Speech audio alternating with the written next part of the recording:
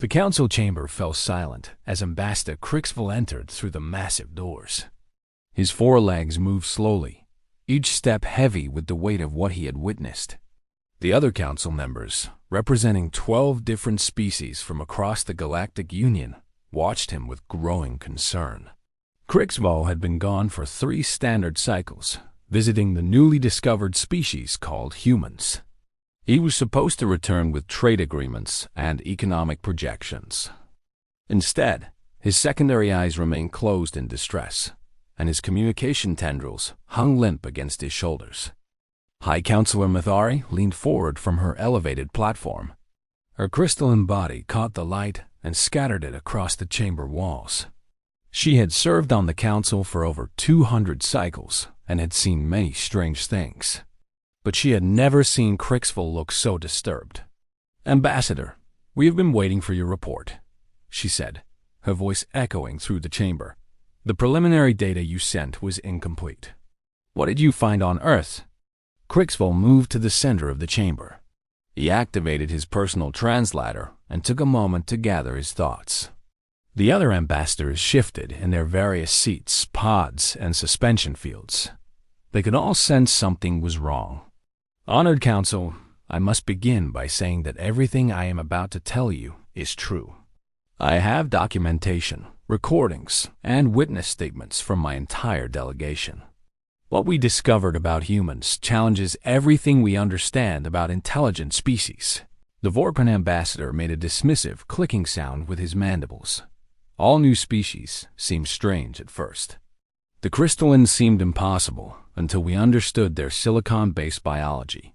The void swimmers appeared to break physics until we mapped their dimensional abilities. Humans cannot be so different. Crixville turned his primary eyes toward the Vorpin. "Ambassador Chittick, the humans are not strange because of their biology or their technology. They are strange because of how they think. Specifically, how they think about risk and reward." He activated the holographic display in the center of the chamber. An image of Earth appeared, blue and green and utterly ordinary looking. When we arrived, the humans welcomed us warmly. They were eager to trade, eager to learn about other species, eager to join the galactic community. Everything seemed normal at first. They showed us their cities, their industries, their cultural centers. We began standard trade negotiations. The image shifted to show human cities with their tall buildings and busy streets. It was during these negotiations that we first noticed something unusual. We offered them standard life extension technology. As you all know, this technology extends the natural lifespan of most species by approximately 300%. It is our most valuable trade commodity. Councilor Mathari nodded. Yes, this technology secured our peaceful relations with 37 species. Everyone wants to live longer. The humans refused it. A wave of confusion rippled through the chamber. The crystalline ambassador's body flickered with rapid color changes, indicating extreme surprise. The void swimmers emitted a low-frequency hum of disbelief. "That is impossible," said Chittick. "No species refuses life extension. The desire to survive is universal." Crixville raised one of his manipulation appendages. "Please, let me explain. The humans did not refuse because they did not want longer lives. They refused because they did not trust technology they had not developed themselves. They said they would rather develop their own life extension methods, even if it took generations. But why?" asked the Methane Collective speaker, its voice bubbling through its containment suit. "Why risk dying before they solve the problem when the solution is already available?" That is exactly the question we asked. The human negotiator, a female called Sarah Chun, explained their reasoning. She said that accepting technology without understanding it makes a species dependent. She said that the struggle to solve problems is what drives human progress. She said that easy answers create weak civilizations.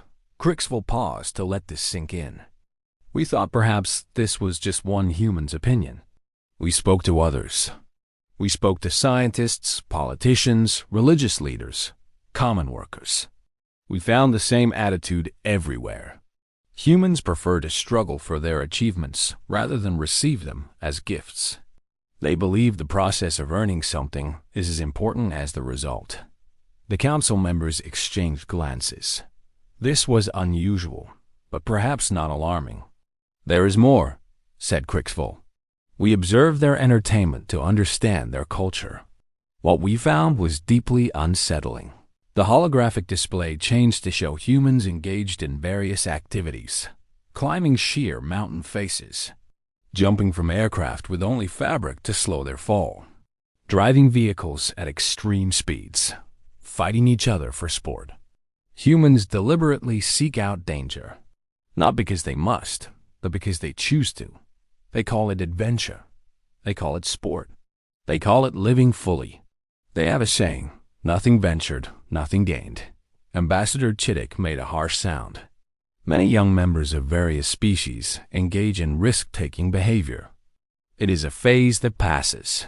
For humans, it never passes. Their entire history is a record of taking unnecessary risks.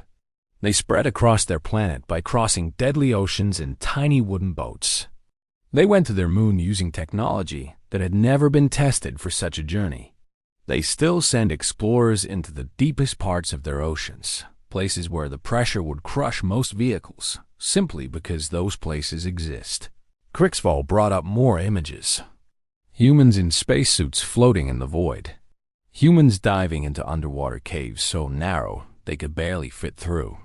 Humans performing surgery on their own bodies while awake. We asked them why. Why do this? Their answers varied, but the core meaning was always the same. They said that safety without purpose is just waiting to die. They said that the risk is what makes the reward meaningful. They said that a life without challenge is not worth living. The Methane Collective speaker bubbled with confusion. This is self-destructive behavior. How have they survived as a species?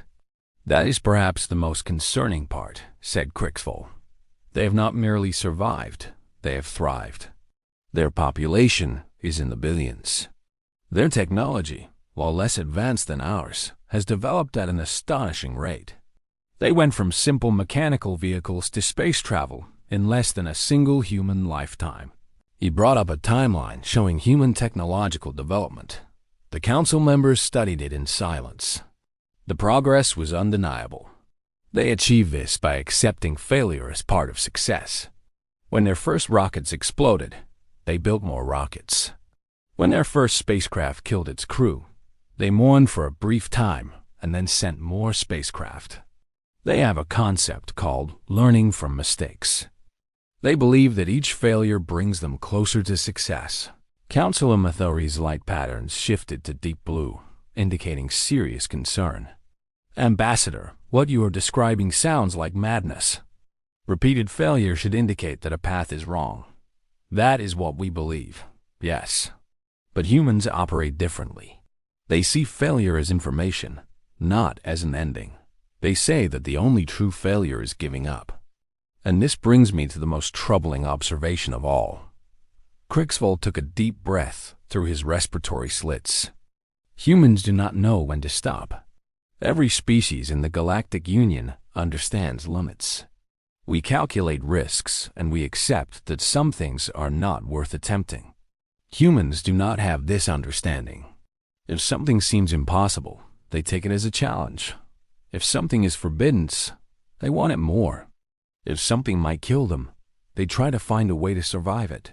The images shifted again, showing humans performing what appeared to be experiments on themselves, injecting substances, testing devices, pushing their bodies beyond normal limits.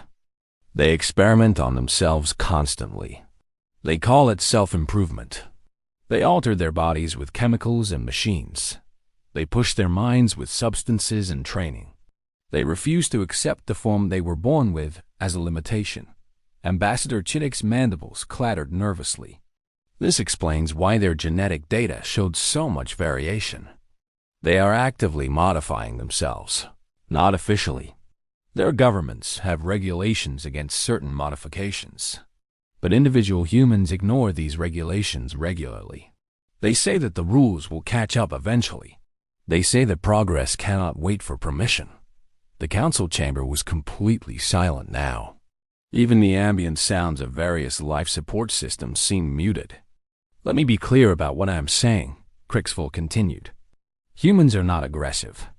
They are not conquerors by nature. They showed no interest in military expansion or taking resources from others. In many ways, they are quite peaceful and friendly. Then what is the problem? Asked the representative from the quiet world, speaking for the first time. The problem is what they will do to themselves and eventually to the galaxy, because they cannot stop reaching for more. They are currently attempting to modify their own DNA to extend their lifespans. They are building artificial intelligences that might surpass their own capabilities. They are developing technologies to alter the fabric of space itself. And they are doing all of this at once with minimal safety protocols, because they believe that waiting is the greatest risk of all. Crixville deactivated the holographic display. In our discussions, I asked Sarah Chun what humans would do if they discovered something that could destroy their entire species. Something dangerous beyond measure. I expected her to say they would destroy it or contain it. Instead, she smiled and said they would study it. She said that understanding is always worth the risk. She said that humanity would rather know everything and die than remain ignorant and live forever. The Methane Collective speaker made a sound of pure horror. They would risk extinction for knowledge? They already have, multiple times. Their nuclear weapons could have ended their species. Their experiments with pathogens could have ended their species. Their environmental damage nearly ended their species. Each time, they survived through luck and determination, learned nothing about caution, and immediately began searching for new dangers to explore. Councillor Mathari rose from her platform. Ambassador, what is your recommendation? Crixville was silent for a long moment. I recommend that we maintain diplomatic relations with humans. Their technology and resources are valuable, and their curiosity makes them excellent researchers and explorers. But I also recommend that we prepare for every possible outcome, because humans will eventually attempt something that changes everything. They will reach for a star and either grasp it or burn completely. There is no middle ground for them. And when that moment comes, we must be ready. Because humans will not wait. They will not be careful. They will not consider the risks to others. They will simply reach out their hands and grab hold of whatever they find. Consequences be damned. The council remained in session for many hours after Crixville finished speaking. They debated and analyzed and considered every possibility. But in the end, they realized something that Crixville had understood from the moment he met his first human. There was no way to predict what humans would do. There was no way to control them or contain them. There was only the certain knowledge that they would keep pushing forward, keep taking risks, keep reaching for the impossible. And somewhere in the cold depths of space, a species that should have destroyed itself 100 times over was looking up at the stars and wondering what else was out there. The Galactic Union had survived for 1,000,000 cycles by being careful. Humans had survived for a fraction of that time by being anything but careful. And now, the careful and the reckless would share the same galaxy. The council members left the chamber with more questions than answers. Only one thing was certain. The universe was about to become a much more interesting and much more dangerous place.